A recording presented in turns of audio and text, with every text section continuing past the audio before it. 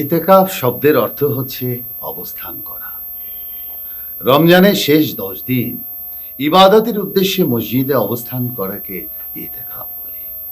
অবশ্য 3 দিন করলেও চলে। এটা কি খুব জরুরি কিছু বাবা? অবশ্যই জরুরি। একটা পাড়া বা মহল্লা থেকে একজনকে অবশ্যই ইতিকাফ করতে হবে।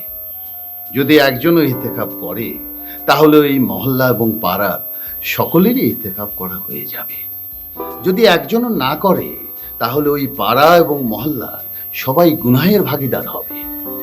আচ্ছা বাবা, ইতেকাফ করলে কি মানুষ দিনে রাতে বাসায় ফিরতে পারে না? না, একজন ইতিকাফকারীকে দিনরাত মসজিদে অবস্থান করতে হয়।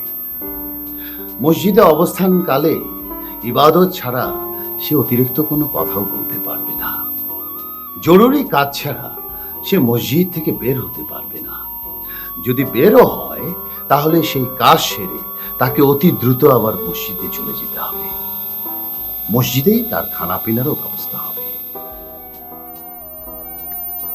তাহলে তো দেখছি এটা অনেক কঠিন কাজ বাবা। তেমন কঠিন কিছুই না।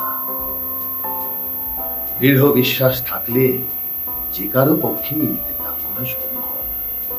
আর ইতিকাফ করা ব্যক্তি আল্লাহর ধ্যানে মগ্ন থাকলে কখন যে সময় চলে যায় টেরই পায় না।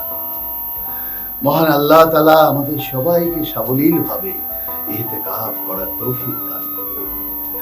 আমিন।